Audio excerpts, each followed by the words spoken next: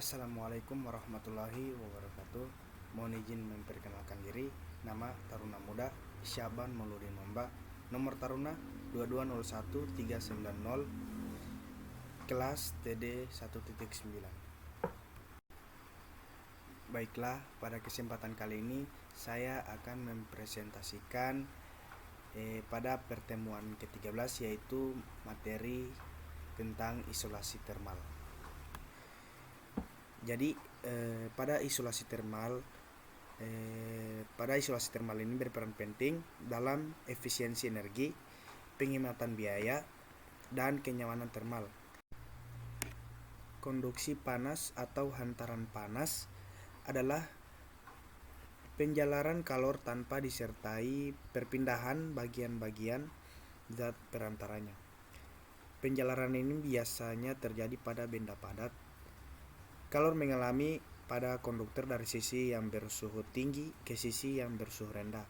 Jadi pada konduktor, suhu terbagi sepanjang konduktor sehingga membuat semacam lintasan untuk mengalirkan panas dan tempat dengan jumlah panas lebih banyak, atau yang bersuhu tinggi ke tempat dengan jumlah lebih panas sedikit, ataupun yang suhu rendah.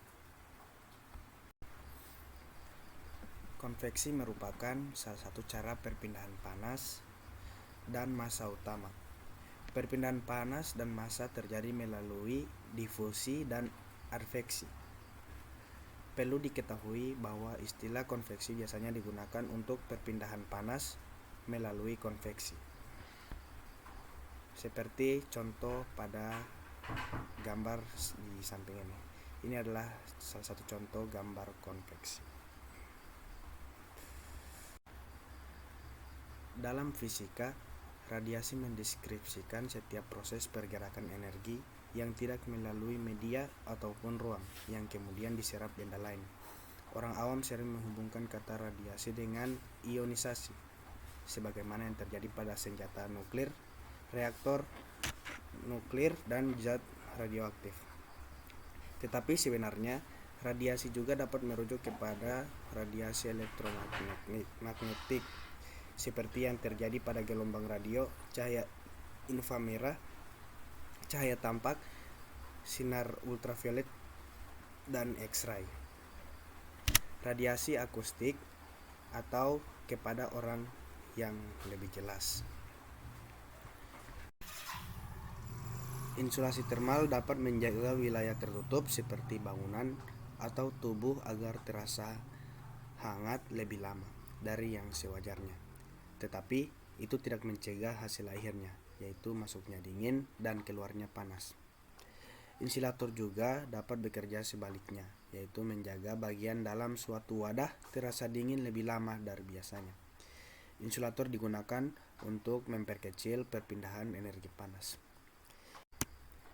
Kemampuan insulasi suatu bahan diukur dengan konduktivitas termal, atau yang disimbolkan dengan K.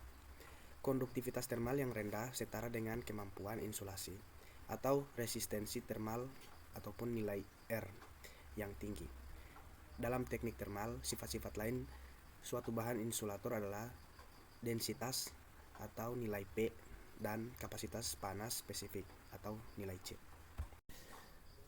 Konduktivitas atau keterhantaran termal adalah suatu besaran intensif bahan yang menunjukkan kemampuannya untuk menghantarkan panas. Konduksi termal adalah suatu fenomena transport di mana perbedaan temperatur menyebabkan transfer energi termal dari satu daerah benda panas ke daerah yang sama pada temperatur yang lebih rendah. Panas yang ditransfer dari satu titik ke titik lain melalui salah satu dari tiga metode, yaitu konduksi, konveksi, dan radiasi. Adapun jenis aliran panas, yaitu bisa kita lihat pada contoh gambar, yaitu knalpot mobil membutuhkan penahan panas tertentu, terutama knalpot berdaya tinggi, di mana sering digunakan untuk pelapis keramik. Dan contoh gambar kedua yaitu insulasi mineral wool yang mencapai 1600 dpi scan. Jadi pada jenis aliran panas yang pertama yaitu radiasi termal dan pelindung radiasi.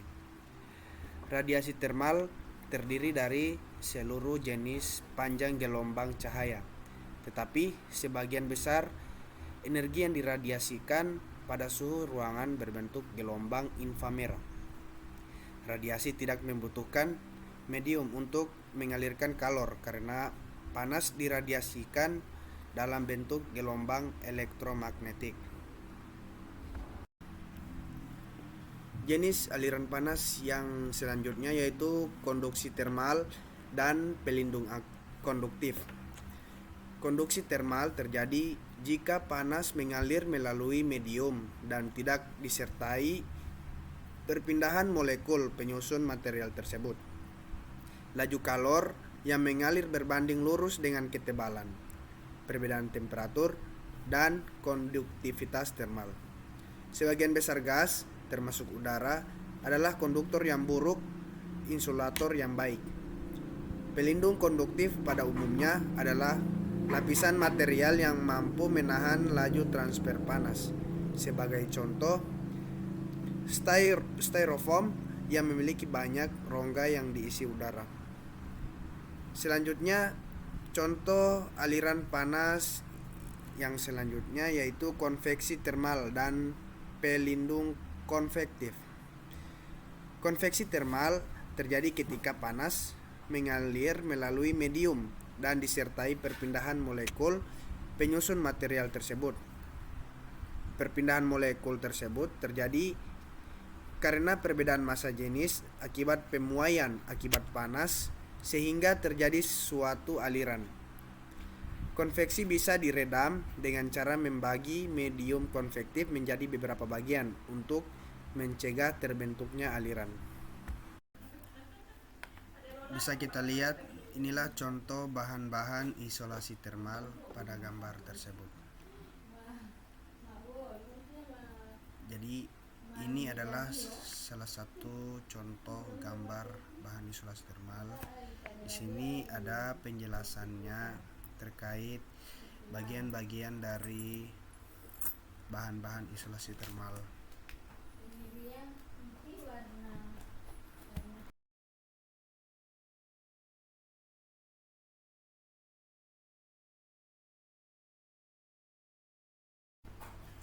Demikian video presentasi dari saya. Jika ada salah kata, saya mohon maaf. Billahi fisabilil haq fastabiqul khairat. Assalamualaikum warahmatullahi wabarakatuh.